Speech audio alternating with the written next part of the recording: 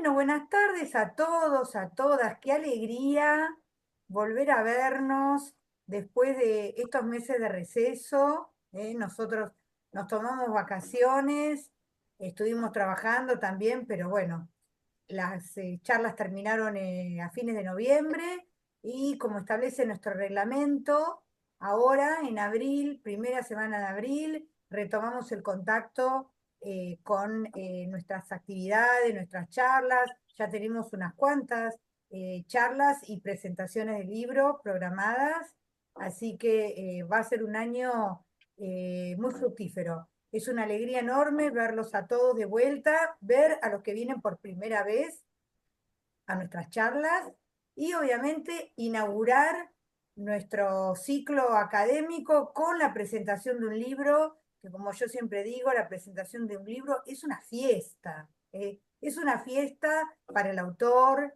es una fiesta para los que asisten a la presentación del libro. Y justamente hoy volvemos a retomar nuestras charlas con la presentación del libro de un querido, queridísimo amigo, ex compañero de comisión directiva, una persona magnífica, un ser humano amoroso, que es Rubén Darío Salas. Un gusto enorme, Rubén, tenerte acá con nosotros y la presentación la va a hacer otro queridísimo amigo, colaborador, pilar de este instituto, como es nuestro querido Leandro Lescano, a quien muchos de ustedes conocen. Entonces yo voy a pasar a presentar a ambos para los que no lo conocen y eh, acto seguido vamos a inaugurar una nueva modalidad en estas charlas y sobre todo en las presentaciones de libros, que es hacerlo al estilo entrevista, ¿m? Para que sea más ameno y después abrimos el espacio para que ustedes hagan comentarios o hagan observaciones. Así que ya sin perder más tiempo, voy a hacer la presentación de esta obra de Rubén Darío Salas que se llama Estampas, Estampas del Mundo Antiguo. Mesopotamia, Egipto, Valle del Indo. De imágenes a ideas, para una hermenéutica de la imagen plástica y del discurso jurídico. Acá de vuelta Rubén Darío incursiona en temas que tienen que ver con el análisis del discurso. Para quienes no lo conocen, Rubén Darío es doctor en historia por la Facultad de Historia y Letras de la Universidad del Salvador. Déjenme un minuto que voy a permitir que entren todos, así no nos interrumpen después. Como decía entonces, Rubén Darío es doctor en historia por la Facultad de Historia y Letras de la Universidad del Salvador, de Argentina. Es profesor de posgrado en la asignatura Teoría del Estado en la Facultad de Ciencias Jurídicas de la Universidad del Museo Social Argentino y tiene varias áreas de investigación que han producido obras como el decir jurídico como representación, siglo XVII y XVIII, arte y política, psicopolítica, el pensamiento político de Michel Foucault, Giorgio Agamben y Byung-Chul Han, y el poder de la palabra. Y como mencioné anteriormente, Rubén Darío Salas ha sido integrante de la comisión directiva del instituto y, por supuesto, es miembro titular de nuestro Instituto de Investigaciones de Historia del Derecho. Y su presentador es Leandro Javier Lescano, a quienes muchos de ustedes conocen, porque es el bibliotecario de nuestro instituto y es mucho más que él es bibliotecario. Y para quienes nunca supieron de dónde viene Leandro, Leandro es licenciado en Ciencias Políticas por la Universidad Católica de Santiago del Estero, es profesor superior en Ciencias Políticas de la misma universidad, tiene el título de Bibliotecario Nacional del Instituto Superior de Bibliotecología, doctor Mariano Moreno, y trabaja en nuestro instituto porque él es miembro de la carrera de apoyo a la investigación en el Consejo Nacional de Investigaciones Científicas de Argentina, con la categoría de profesor superior tiene su lugar de trabajo en nuestro instituto y es fundador y editor de la editorial El Búho Desplumado, donde varios de nosotros hemos publicado algunos trabajos. Así que los dejo en compañía del autor del libro y de Leandro. Adelante. Bueno, muchas gracias, Viviana, por la presentación. Gracias. Como dijiste recién, eh, vamos a utilizar una modalidad dialógica, tipo entrevista, pero antes de iniciar las preguntas, voy a hacer la lectura de un pequeño análisis que hice del texto.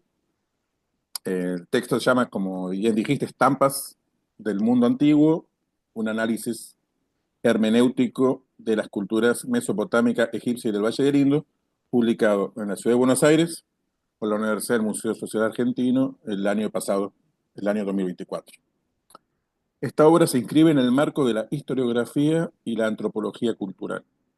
En la misma se examinan las estampas simbólicas y mitológicas que subyacen a las civilizaciones mencionadas en el título, con el fin de desentrañar los significados profundos que se esconden detrás de las manifestaciones artísticas, religiosas y filosóficas de cada una de ellas.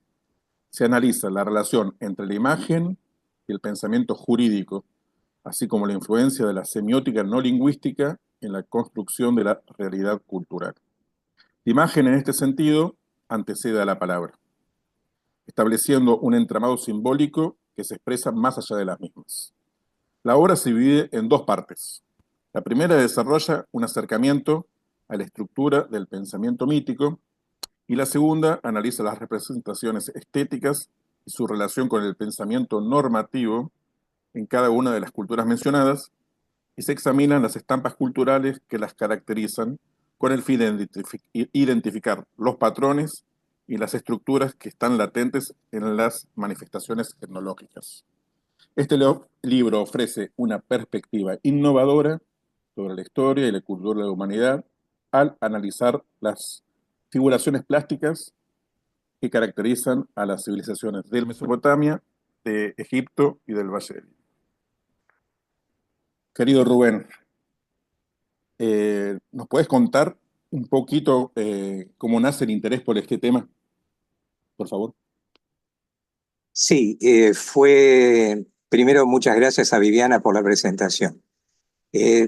Fue en los tiempos de estudiante en una disciplina de historia del arte, tenía a su cargo el profesor Abraham Haber, en donde él marcaba ese vínculo entre la imagen y el pensamiento, la idea, mostrando cómo la primera antecedía siempre a la idea. Una obra también que acompañó este momento fue la de Herbert Reed, Imagen e Idea, y fue luego de mucho tiempo cuando advertí la gran relevancia de este tema y lo planteé en una ponencia en la Jornada de Historia del Derecho en el año 2014, jornadas que están a cargo de esta institución. Ahí lo presenté con el nombre de Arte y Derecho en una hipótesis de larga duración, la cual a partir de ese momento recorté y acoté a la antigüedad, habiendo acabado con ella hace 2 años. La hipótesis principal de tu texto es que la imagen precede a la idea. ¿Nos puedes contar un poco de cómo surge esa hipótesis? Sí, aquí hay una referencia en una de las obras de Martin Heidegger, que él habla del artista, del poeta, y dice, el poeta funda el ser, impulsado por una necesidad que lo lleva a entablar una lucha con la naturaleza. Herbert Reed señala que en esa lucha la imagen precede a la idea y no como generalmente se piensa, que el origen de las llamadas formas simbólicas puede estar en esta última. O sea, ya nosotros conocemos que en el niño la imagen es primero y luego viene la palabra para mucho más tarde aparecer el pensamiento lógico. La imagen entonces es anterior a la palabra y los primeros esfuerzos del hombre son esfuerzos pictóricos, imágenes raspadas en las paredes de las rocas, imagen que es símbolo siempre de algo. Es resultado, por tanto, no de una sensación, sino de una imaginación perceptiva. Y esa imaginación perceptiva es lo que llamamos engrama, o sea, la huella de una experiencia que queda grabada en la memoria. Se desarrolla entonces una capacidad para retener la imagen percibida, que constituye el fundamento de la inteligencia humana. Claro, ciertas imágenes tuvieron prioridad en esa conformación. Y si suponemos este presupuesto, si partimos de este axioma, arribamos a los arquetipos de Carl Jung, quien entendía que el humano hereda una predisposición física para las imágenes, estructura heredada del cerebro que, tomando una voz de Platón, llamó arquetipo. O sea, no se trata de algo propio de cada individuo, sino de algo que en un tiempo lejano fue plasmándose a lo largo en la historia de la humanidad. Cada época va forjando ciertas imágenes que constituyen imágenes primordiales. Respecto a la otra voz, la idea, lo que podríamos llamar el discurso simbólico, parte de la actividad artística y se cristaliza en lo que pueden ser o llamarse formas significativas o simbólicas. Para todos los que no tienen todavía la obra, les muestro, es una obra de muy, muy largo aliento, un libro de casi 700 páginas. Entonces lo que me surgió preguntarte cuando lo leía es cuáles fueron las bases teóricas en las que fundamentaste todo el trabajo, cuál fue el objetivo que te propusiste y qué metodología usaste para alcanzar semejante volumen de trabajo. Sí, las bases teóricas, previo examen de las fuentes de las tres culturas, parten de esta obra para mí central de Reed, Imagen e Idea, y luego inmediatamente la psicología profunda de Carl Jung. También aspectos de la neurofisiología, entre ellos autores como Ronald Siegel, Y claro está, cuestiones vinculadas con la teoría de la imagen,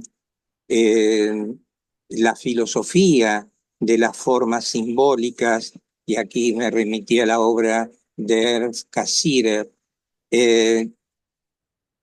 y elementos que tienen que ver con la teoría del arte antiguo, ¿no es cierto?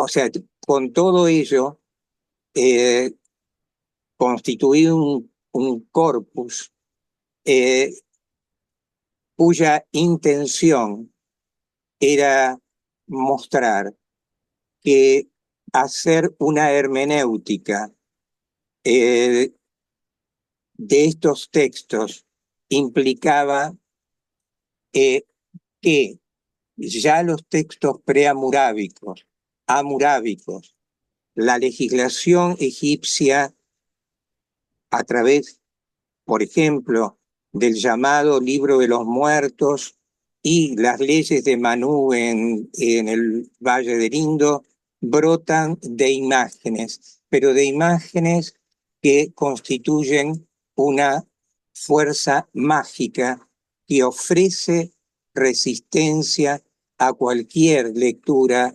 explícitamente racional. O sea que el imperativo categórico es que los textos eh, ordenan este tipo de acercamiento a través de eh, una realidad mítica, de una realidad cargada de lo mágico, místico. Si nosotros nos preguntamos cuál es la mutilación más común en el llamado Código de Hammurabi, enseguida surge que es prescindir del frontispicio, del prólogo y del epílogo. En cuanto al método, es básicamente hermenéutico, basado en las teorías de Heidegger, de Gadamer y de Paul Ricoeur. Gracias, Rubén. Ahora, esos autores fueron el marco general, ¿no? Usaste para el marco general. Claro. ¿Hay algún autor específico, algún autor específico que haya utilizado para desarrollar la temática? La relación entre arte y derecho, y sobre todo artes plásticas como la pintura, la escultura, con el derecho, eh, a mí no me fue fácil encontrarlas. Eh, Solamente pude dar con un capítulo del libro de Jean Bottero sobre la Mesopotamia, en donde hace un examen del Código de Hammurabi y de alguna manera lo vincula, sin hacerlo explícitamente, con la imagen, al señalar que hay presagios, oráculos, toda una serie de tácticas de adivinación que están impresas en el texto, pero más allá de eso no pude encontrar. Eh, a mí me dio mucha curiosidad el uso de la palabra estampa y el uso que utilizás del vocablo umbral. Sí, ¿Por qué empleaste esos dos términos a lo largo del texto? sí, la palabra estampa, que es un recorte de momentos significativos, ¿no? Tanto en lo imaginal como en lo textual. Eh, eh, Fue el intento de mostrar distintos momentos en los cuales aspectos para mí relevantes en lo imaginario y en lo textual se podían ver en esos recortes. Por otro lado, el segundo momento, el del por qué la palabra estampa, es que no fue mi pretensión hacer un recorrido histórico en regla, eh, eh, porque la dinámica histórica entraba por otro lado en tensión con la cultura de estos pueblos. Sí, claro, como telón de fondo, ¿no es cierto? De lo cual no se puede prescindir. ¿Y por qué digo de estos pueblos? Porque el hombre arcaico del Próximo Oriente toma distancia de lo histórico, huye de lo histórico, eh, porque ve a esos acontecimientos como irreversibles, irreversibles e imprevisibles, y por tanto se refugia en el mundo extrahumano, o sea, en el arquetipo. Vivir es para ellos hacerlo de acuerdo a estos modelos arquetípicos, lo cual equivalía a mostrar que era una necesidad vital respetar una ley. Y la ley es una hierofanía primordial, de la cual la ley terrena es un requerimiento y exige que esa ley siga este modelo arquetípico. Todo lo que existe tiene un modelo arquetípico, y para estos pueblos lo que se va realizando siempre toma ese modelo primordial, del cual no puede nunca salirse. Es, por otro lado, su visión politeísta del cosmos, lo que lo lleva a ese tiempo, digamos, en algún momento, así empiezan muchos textos de la Mesopotamia, en ese algún momento, en ese in illo tempore, es ahí donde está el origen de estas realidades. Es un tiempo eterno, o sea, el eterno retorno de lo mismo para los ciclos como las estaciones y otras experiencias vitales.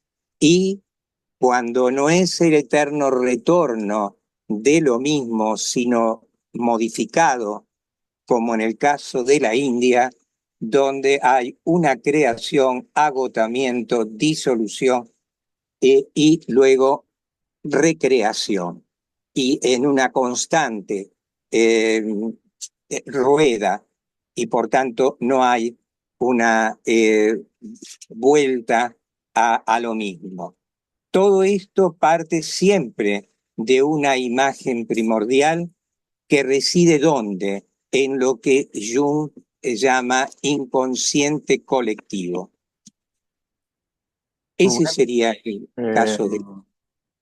Antes de adentrarnos en el corazón del texto, que es la relación entre el arte y el texto jurídico arcaico, vos acabas de nombrar eh, que el arquetipo, según como lo entiende Jung, es algo muy recurrente en las obras, en las estampas que vos pudiste ver. ¿Cuáles son esos arquetipos recurrentes? ¿Cuáles son los más recurrentes que vos pudiste ver?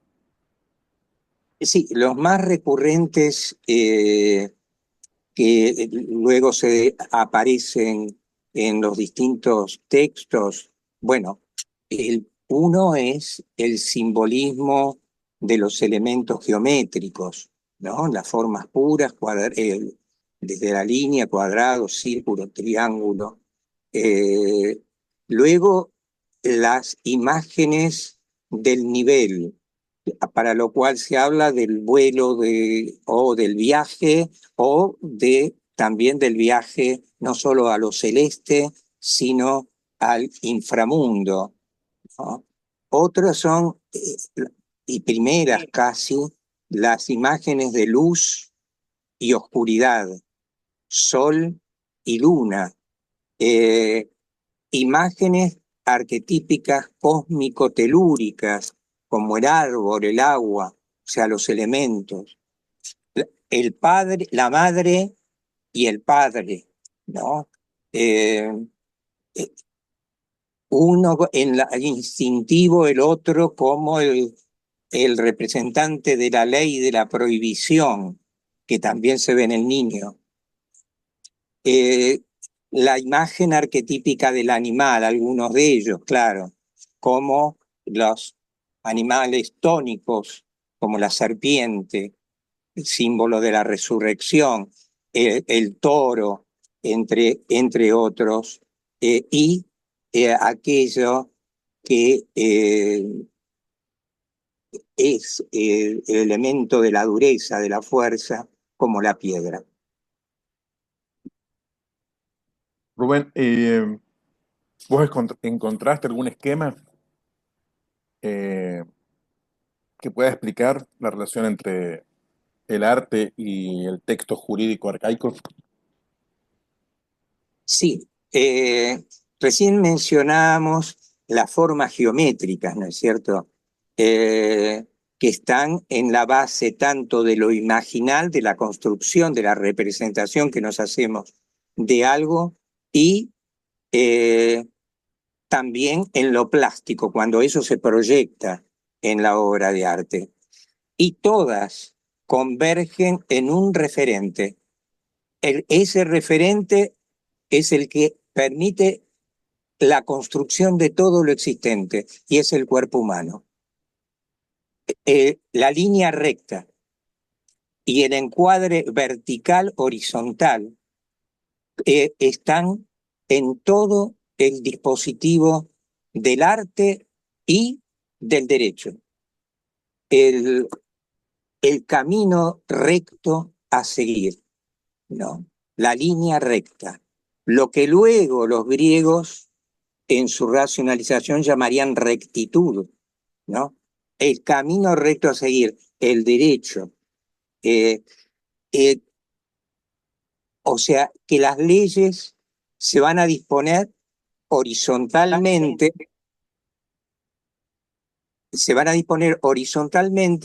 pero con referencia a un mandato vertical de la justicia, que siempre es divina, transfigurada en una deidad que gobierna el cosmos, la tierra y el inframundo.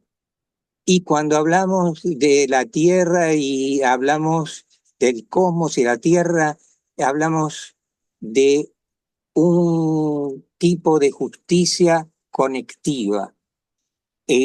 No hay posibilidad de que haya justicia si no hay una íntima relación entre el cosmos y lo terrestre.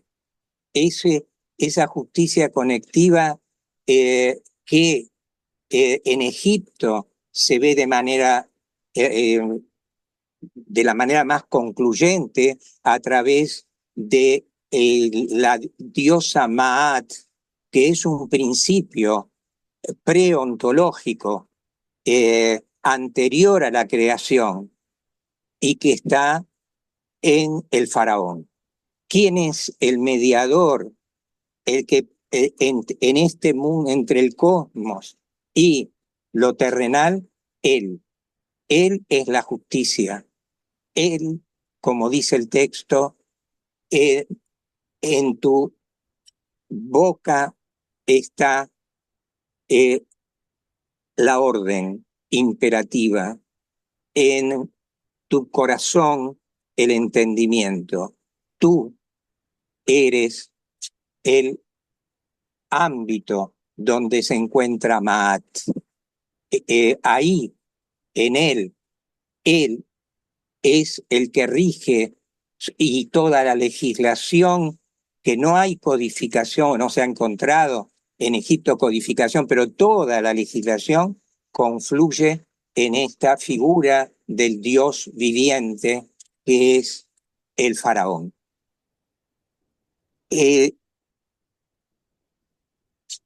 O sea, la justicia conectiva. Respecto a otro, a la estela de piedra donde se encuentra el llamado Código de Hammurabi, que es en realidad, según Botero, un tratado científico tomado como otros, en este caso de la adivinación. Ahí vemos la verticalidad y la horizontalidad. La verticalidad en el frontispicio, donde el dios Shamash entrega o recomienda al rey Hammurabi las leyes. El dios se encuentra sentado. Todo esto y el rey de pie en actitud de sumisión a la divinidad de la justicia, que es Shamash, y por tanto de la sabiduría. El texto sigue entonces el esquema y la estructura de los tratados de adivinación. Una escritura cuneiforme como la propia de Mesopotamia, que nunca olvida el pictograma del cual nació, porque la imagen está allí, en ese cuerpo textual que se encuentra entre el prólogo, lo que llamamos prólogo, y el epílogo de esta obra. Simetría absoluta, rigor de ordenamiento absoluto. El pueblo mesopotámico se vuelca por entero a lo que es el derecho, la ley. Todo tiene que estar regido, es legalista por excelencia, desde los súmeros, ¿no? Bueno, muchas Bueno, muchas gracias. gracias, Rubén.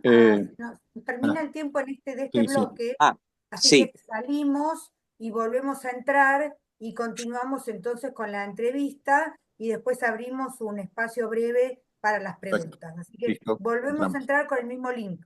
¿Eh?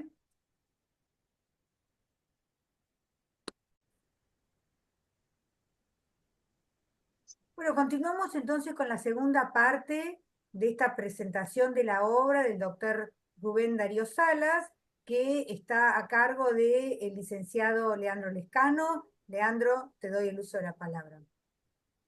Muchas gracias, Viviana. Rubén, en todo lo que viniste desarrollando hasta el momento, se marca muy fuertemente la diferenciación entre lo sagrado y lo profano en las culturas arcaicas. ¿Cuáles son las características de estos conceptos? sí.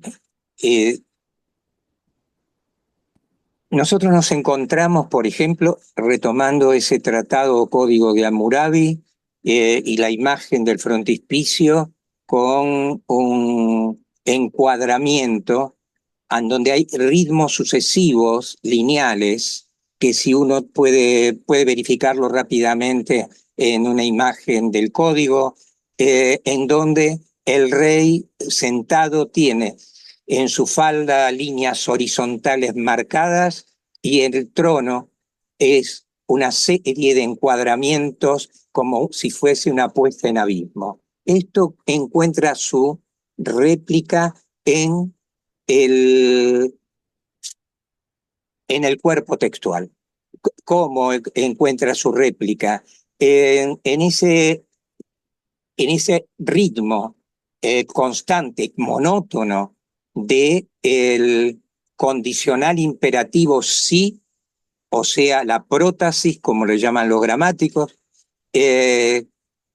o sea, la hipótesis que nos lleva a una conclusión, a una consecuencia pero de validez universal.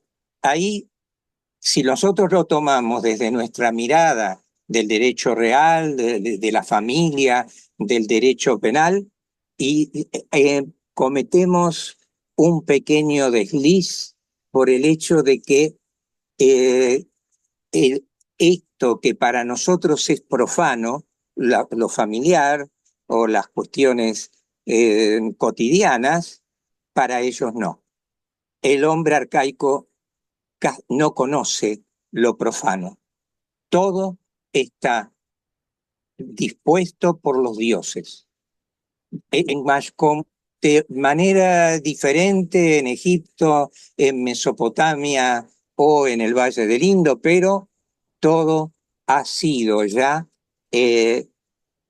dispuesto de manera rigurosa por los dioses. Serán los sacerdotes o los letrados, como se les llama, quienes a través de una hermenéutica interpreten el mensaje divino y entonces se proyecte esto en las llamadas sentencias que recoge el texto hammurabico. Por ejemplo, en los cursos de agua son sagrados.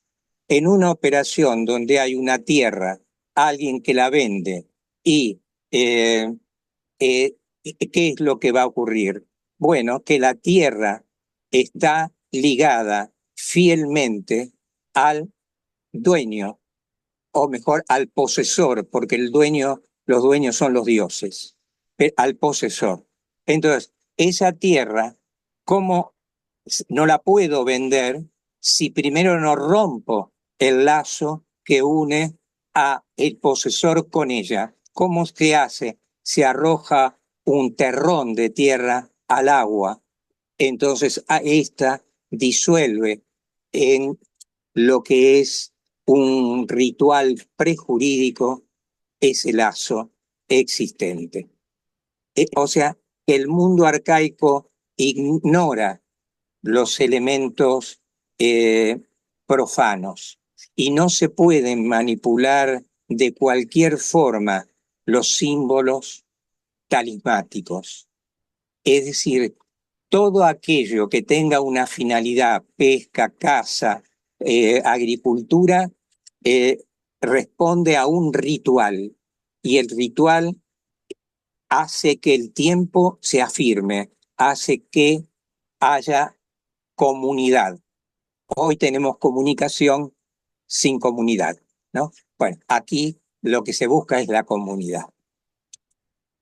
Rubén, vos hablas de la centralidad de lo sagrado, ¿no? En Sí. estas culturas arcaicas. ¿Por qué en el texto eh, decís que estas culturas pertenecen al tipo psicológico introvertido? Claro, acá yo tomé dos cuestiones vinculadas por el mismo autor, que es Carl Jung, los tipos psicológicos. Él trabaja en su obra distintas formas y habla de lo introvertido y lo extrovertido.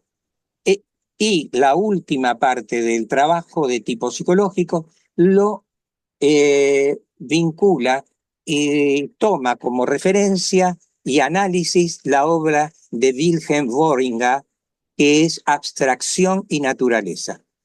¿Qué quiere decir introvertido? Un poco nosotros lo conocemos, lo que es la personalidad introvertida. Bueno, él habla, y el introvertido es aquel que ve al objeto como algo secundario, es algo mundano, sin relevancia.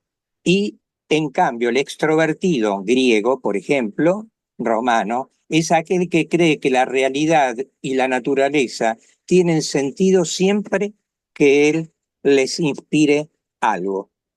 El hombre del Próximo Oriente es introvertido. Su obra es responde a este modelo trascendente. Todo está, el destino está marcado por los dioses. Por tanto, ese refugio en lo trascendente es tomar distancia de lo que se vive como amenazador, que es el mundo que lo circunda.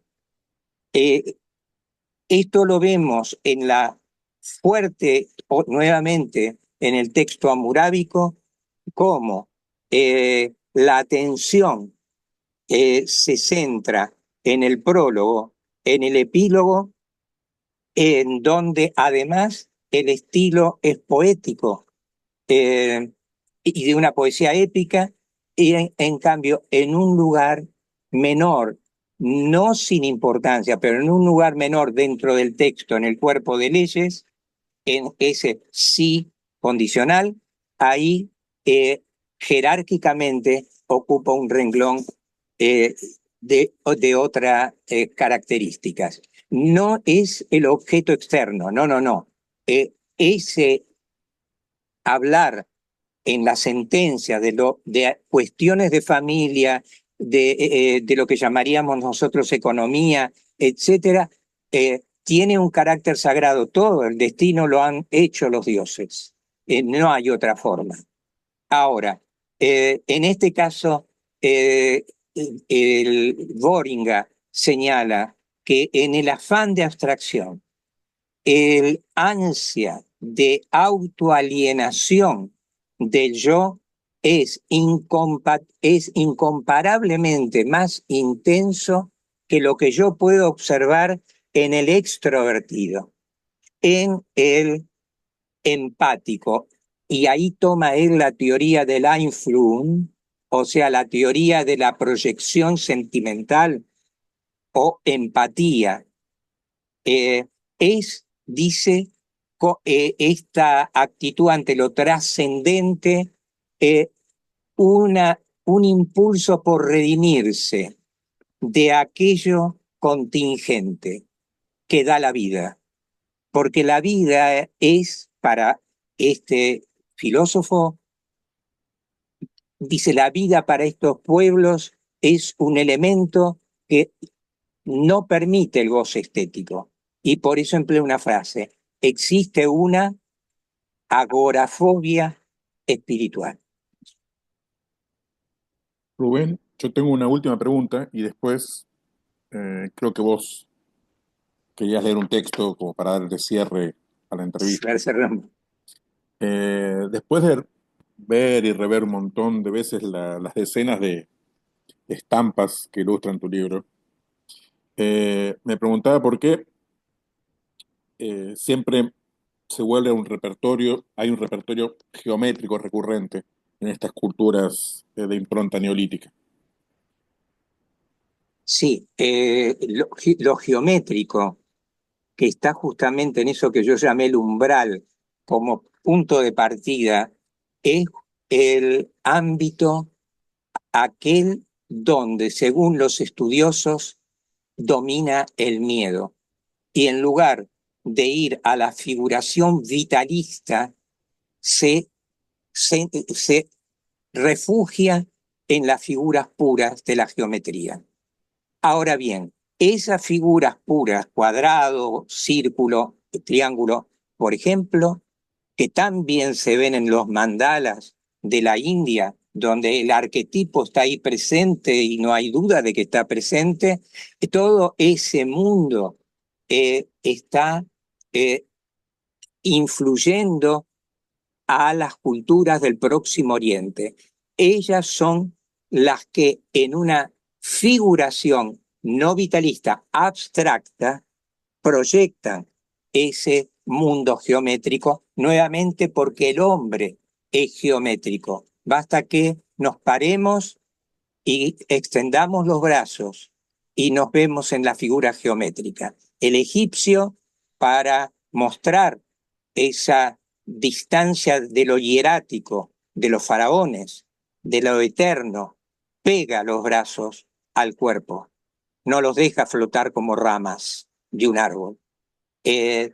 Y mira sin ver nada concreto, mundano, mira lo eterno, por un Egipto que vivirá por siempre.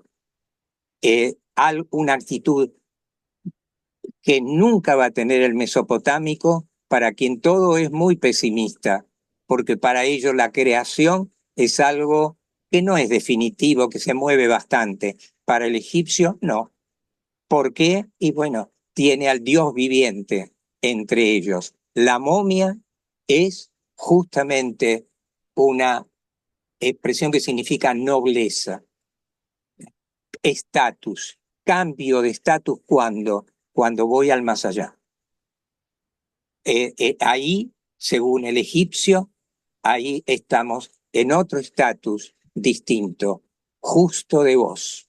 Se le llama a aquel que va hacia allí, porque así lo quiere Osiris, juez de los muertos, padre del faraón viviente Horus, en ese esquema de dos generaciones que se alimentan una con la otra, porque el padre, estos pueblos niegan, el caso Egipto, la muerte.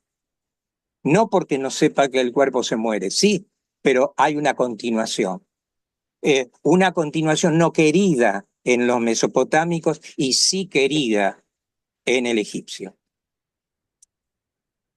Bueno, Rubén, muchísimas gracias. Antes de entregarle la palabra otra vez a Viviana para que modere las preguntas que te pueda querer hacer el auditorio, ¿vos querías leer un breve texto para cerrar Sí, es como para, la en toda lista? esta conjunción que hice, ordenarme un poco. Bueno, eh, tres mundos míticos, tres modelos de estampas que responden a un mismo referente plástico. La misma imagen geométrica que nos acercan sobre todo las cerámicas neolíticas. Sin embargo, estas tres expresiones míticas localizadas en espacios geográficos diferentes que guardan el parentesco arquetípico en la forma, se desvían en su intención anímica. Si la mirada mesopotámica que encuentra entre los súmeros sus cimientos es esencialmente legalista, requiriendo la presencia divina en la palabra escrita, el sentir egipcio se define por la hondura de su ética y encuentra en el faraón la síntesis de lo justo, del equilibrio y armonía que este Dios viviente prodiga a su pueblo, mediador, él, entre el cosmos y lo terrestre. La imagen india avanza un paso más respecto de la mirada quieta y sosegada del hombre egipcio en la figura de Manu, que no es un hombre histórico, sino un principio, es Brahma mismo, legislador, hacedor de todo lo existente. El número encuentra en esta visión el ente que todo lo define. El número teje enfáticamente todo el desgranarse de la concepción india del cosmos, del hombre y de todos los seres vivientes.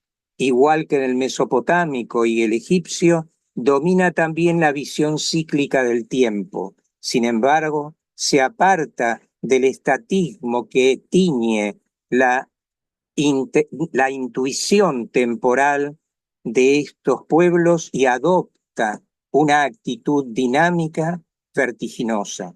La línea recta, dominante en la plástica pictórica y escultórica, se abre en ondulaciones en los cuerpos que responde a ese sentir.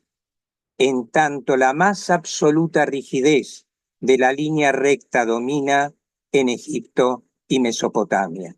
A la actitud pesimista del mesopotámico que no ve que todo esté definido y sin cambios desde la creación, a la intuición confiada y serena del egipcio, la intuición metafísica india se traduce en continuas creaciones y disoluciones de todo lo existente. La distancia entre las leyes mesopotámicas y las propias de Manú son ejemplos decisivos. Muchas gracias. Bueno, muchísimas gracias, Rubén. Felicitaciones de nuevo. Muchísimas gracias, Leandro, por las preguntas. Eh, Como yo siempre digo, la misión del presentador no es contar de qué se trata el libro, sino tratar de despertar el interés de los eventuales lectores, y creo que lo has hecho muy bien. Así que bueno, vamos a abrir entonces unos minutos de preguntas, de comentarios. Soy consciente de que esto requiere de un público muy calificado, muy conocedor de estos temas, pero también debe haber muchos curiosos acá entre los presentes que deben tener algunas preguntas o algunos comentarios para hacerte. Así que le pido a los que quieran hacer algún comentario o alguna pregunta que por favor levanten la manito con el dispositivo que está abajo. Así le damos el uso de la palabra. Bueno, acá Magdalena Mañeres está mandando felicitaciones. Bueno, yo tengo una pregunta eh, para hacerte, si entendí bien. A lo largo de tus explicaciones deslizaste una serie de principios jurídicos que se ven a través del análisis de estas obras. Una de las que vi fue el principio de la autoridad, el principio del respeto a la ley. ¿Hay algunos otros principios que nos pueden interesar a nosotros como juristas que vos hayas podido encontrar? Sí, el principio de la justicia, del derecho, es prácticamente el que domina todo esta realidad. En cuanto a lo jurídico, en cada uno de los pueblos existen, sí, los tribunales, eh, tanto en Egipto como en Mesopotamia, eh, en donde se eh, atienen a, a rigurosos preceptos que derivan, en el caso mesopotámico, de la interpretación de los adivinos, de quienes tienen a su cargo la hermenéutica, los llamados letrados de esta situación. Todos los temas que hacen a la familia, a la procreación, progenitura, lo que llamaríamos nosotros hoy lo económico, la división de las tierras, el respeto de los lindes, el, y sobre todo lo que no se debe hacer, se puede advertir en el capítulo o conjuro 125 del llamado Libro de los Muertos, o mejor, Libro para salir a la luz, donde está el juicio de Osiris. Y ahí se advierte cómo en una primera instancia, antes del juicio, pero ya dentro del tribunal, hay lo que se llama una confesión negativa. No hice esto, no alteré el curso del río para beneficiarme, no cometí blasfemia, no robé el templo de los dioses, y así una cantidad de no. ¿Para qué? Justamente para evitar el castigo, porque al decir no queda bloqueada la pena. El homicidio, claro, está contemplado. Todo lo que tiene que ver con lo que significa, sobre todo, el cuidado de los templos, y el porqué del límite, porque el límite es sagrado. El límite no es algo que yo pueda romper para penetrar en el otro. O sea que los temas que hoy conocemos están presentes, pero desde la mirada religiosa. O sea, que hay palabras, por ejemplo, eh, cuando se dice cuidado de los cuerpos, la palabra cuerpo no existe en ellos, es la carne. El lenguaje es absolutamente concreto en todo, ¿no? O sea, que sí, lo jurídico en todos los aspectos, en lo que hace a lo que nosotros llamaríamos derecho real, penal, derecho de familia, está presente, y así como los castigos correspondientes, por ejemplo, por homicidio. Un caso muy importante es el en donde se refleja pocas veces cómo procede en Egipto un tribunal respecto de quién robó las tumbas de los faraones, donde se registraban 185 robos en el llamado Imperio Nuevo, por ejemplo. Y ahí se advierte el castigo ejemplar que merecen quienes han robado esas estatuas. Dije estatuas porque la estatua cumple una función de la persona misma. La estatua del Dios es el Dios. O sea, no es un elemento más, sino ¿cómo puedo yo enterarme de la ley? Bueno, Hammurabi va a decir en el prólogo, bueno, si tú quieres enterarte de la ley, pide que te lean mi código. No dice código, porque esa palabra no existe. Mi estela. Si igualmente no quieres seguir ese paso, mira la imagen que está delante de ella y allí tendrás una respuesta. O sea, ese es todo el esquema, ¿no? Muchísimas No, gracias. Bueno, no. tenemos un comentario del doctor Hernán Olano de Colombia, que lo hizo a través del chat, pero que me gustaría animarlo a que lo haga, que abra el micrófono y se lo comente al doctor Salas. Y luego una pregunta de Ana Brisa Oropesa de México. Muchísimas gracias, un saludo especial para todos, muchos éxitos en esta nueva temporada del INIDE que inicia el día de hoy. Gracias, Viviana. Doctor Rubén, en primer lugar, pues muy interesante la presentación, al igual que los comentarios de Leandro.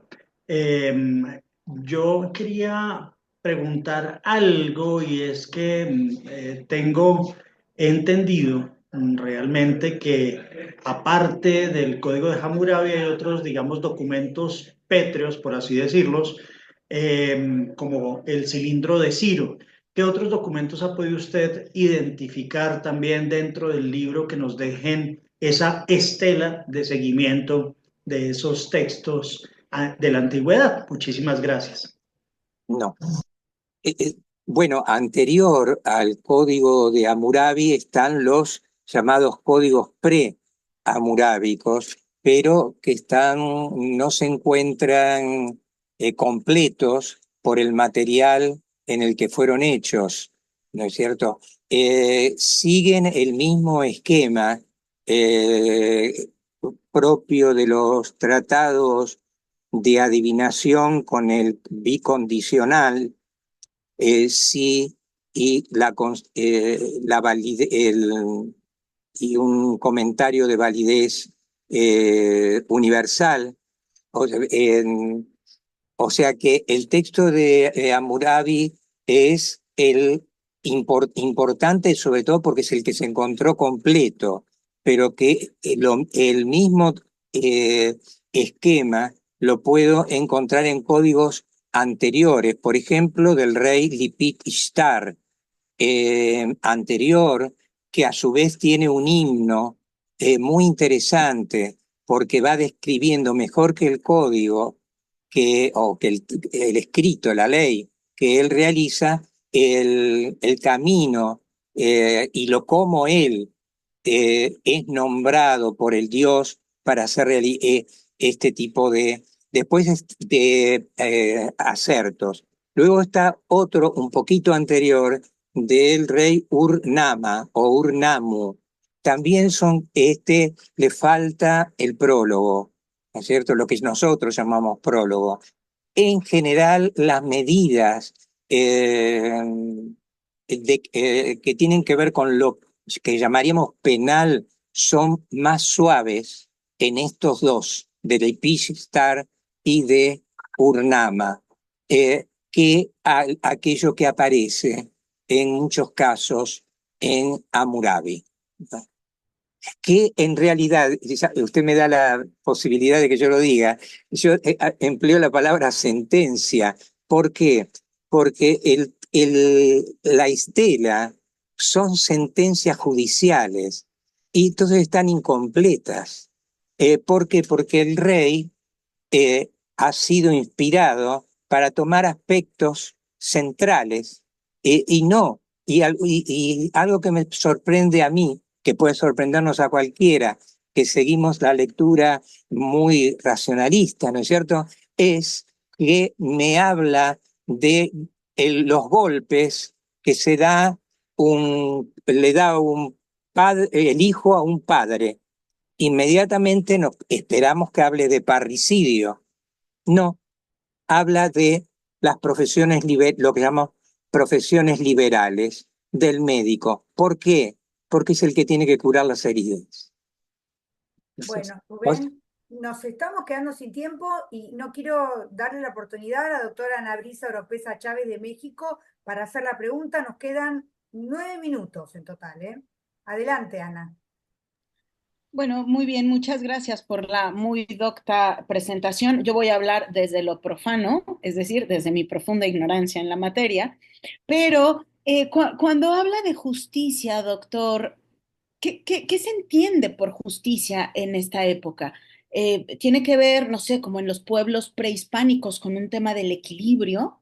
O sea, con guardar el equilibrio. No sé si en estos pueblos, ¿cómo entendemos esa justicia? Sí, es una pregunta importante, porque yo voy a tomar Egipto, porque es donde se ve de manera más rotunda, ¿no? Maat, es ese principio ontológico que es la justicia, orden justo, y lo que usted dijo, equilibrio, armonía, eh, entre el cosmos y lo terrestre. Una rebelión, etcétera, hace que la Maat se retire. Ella está presente en todo, está presente, hace al egipcio, hace al aliento vital existente, al Ka, ¿no es cierto? Ese aliento vital que se desprende cuando alguien muere o, para emplear, cuando entra en crisis, la terminología que ellos emplean, ¿no? O sea, ese aliento vital está en el faraón. El faraón es Mat. Él es el ámbito donde la justicia está presente. Él, por su boca, habla. ¿Por qué? Porque él es descendiente de Re, del gran dios solar, que es un principio. Como rey es Horus, una advocación del sol. Y por lo tanto, al ser el sol, es justo.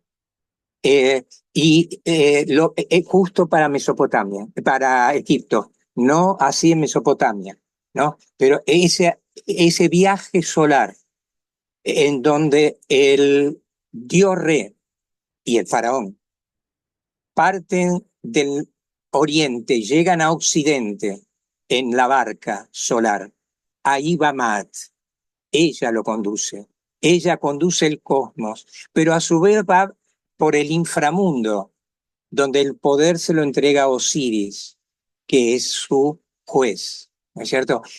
Pero es lo que usted dice, es equilibrio, armonía, orden justo, la medida de lo que debe ser, y por tanto es anterior a todo, es preontológica. Yo no sé si le respondí. No, no, muy bien, aunque el tema da para mucho. Muy bien, muchísimas gracias, doctor. No, por favor. Bueno, muchísimas gracias a todos, a Rubén de vuelta, a Leandro y a todos los asistentes por haber participado de esta primera charla, primera actividad de nuestro instituto. Y como somos muy prolijos, arrancamos con lo más antiguo, y el próximo jueves seguimos con la presentación de libros, esta vez de el libro de Emiliano Buis, que es miembro de nuestro instituto y tiene un proyecto radicado de nuestro instituto sobre el derecho griego arcaico. Entonces, el libro se llama La fuerza de la ley, derecho, política y violencia en la Grecia antigua. Somos prolijitos y, bueno, esto no quiere decir que después sigamos cronológicamente. Y bueno, arrancamos con 2 presentaciones de libros de casualidad, ¿no? Este año se da que nuestros contactos, nuestros colegas han producido muchísimo y nos hacen el honor de presentarlos acá en el instituto. Así que nos vemos el jueves que viene con la presentación del libro del equipo de investigación del doctor Emiliano Buis. Muchísimas gracias y bueno, buen comienzo para todos también. Nos vemos. Chao.